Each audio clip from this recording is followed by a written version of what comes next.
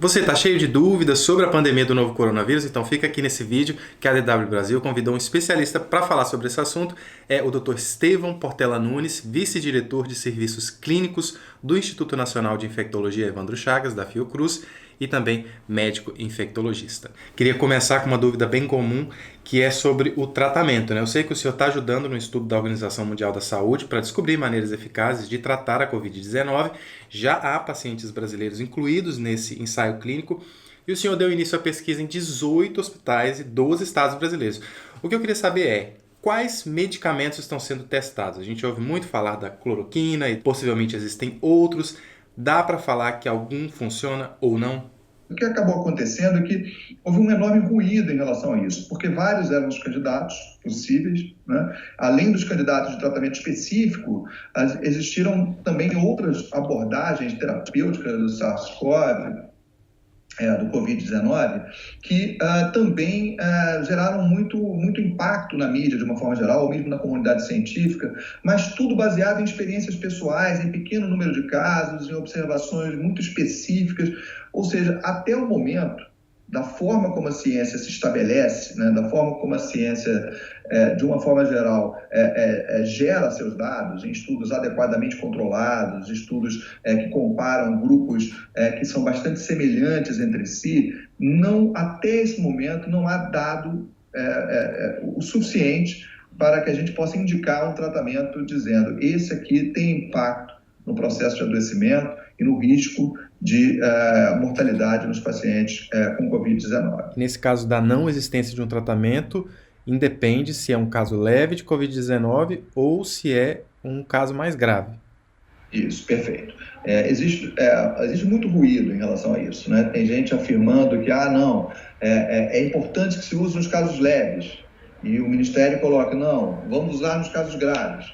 Mas nem para os casos graves, nem para os casos leves, existe evidência científica de que funcione, porque para gerar evidência de boa qualidade que algum tipo de intervenção funcione, é preciso um grande estudo que compare intervir num grupo versus não intervir no outro.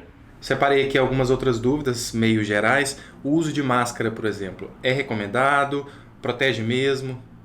A máscara, na verdade, a ideia da máscara universal não é a proteção individual. A ideia é a seguinte: a partir de um determinado momento em que você tem uma circulação muito grande de vírus numa região, você pode estar, uma pessoa pode estar com pouco sintoma infectando outras. Então, quando você bota a máscara na frente de todo mundo, você protege, teoricamente, que essas pessoas que estão com poucos sintomas e que não estão ainda identificados com o Covid-19, infectem outras pessoas. Então, a ideia da máscara é muito mais para proteger os outros do que a si mesmo.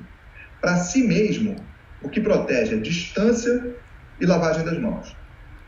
E, evidentemente, se você está em contato muito direto com uma pessoa sabidamente infectada, você tem um EPI, um equipamento de proteção individual mais completo que proteja as outras áreas expostas do teu corpo. Doutor, agora falando de uma coisa que a gente fica sempre na dúvida, não sabe se funciona mesmo: gargarejo com vinagre. O vinagre é um antisséptico muito fraco.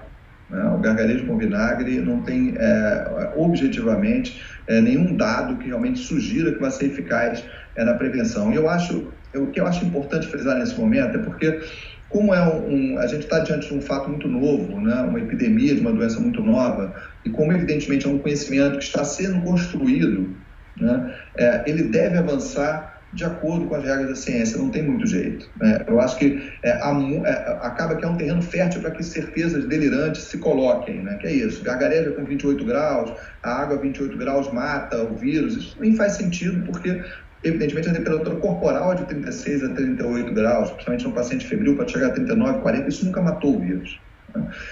Então, a gente tem que focar novamente naquilo que realmente faz diferença. Se a gente focar naquilo que faz muita diferença, já vai ser uma grande ajuda. O que faz muita diferença é distância e lavagem das mãos. Não tem jeito, a gente não vai fugir disso.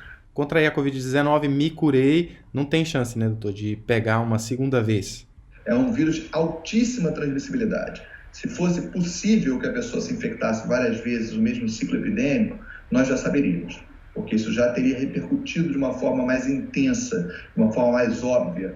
Agora, é claro que evidentemente, a gente está diante de uma situação biológica, né? Sujeita a mutações, sujeita a variáveis, mas a gente até esse momento não tem visto isso como uma forma importante, uma causa importante de problema de saúde, de ameaça à saúde da população.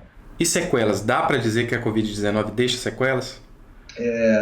Existem aí algumas questões, né? A Covid-19 é uma doença que leva, em alguns casos, né, alguma coisa que a gente não sabe bem, mas deve circular em torno de 5 a 20% dos casos, a um quadro mais grave de acometimento pulmonar e, com isso, necessidade de oxigênio nas suas mais diversas formas, através de um catéter, através de máscara, através de ventilação mecânica, por aí vai.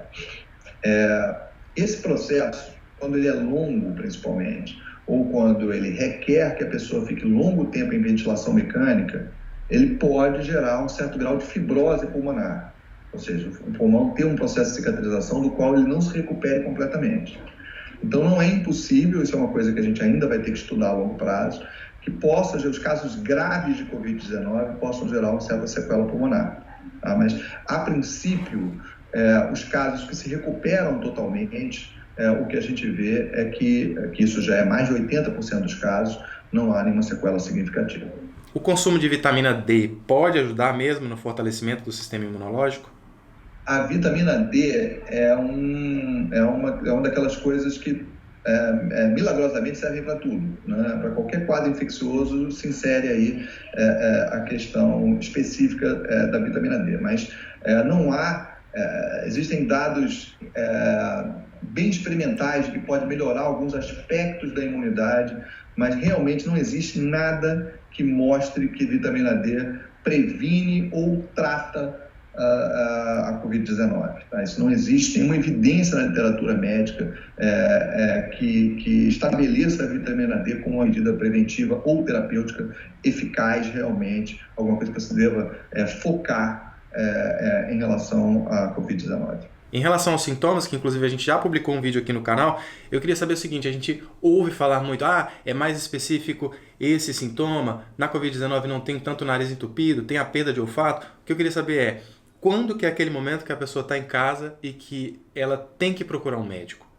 Essa hora é quando a pessoa começa a sentir dificuldade de respirar. Quando essa pessoa começa a aumentar a sua necessidade de respirar mais rápido, por exemplo, né?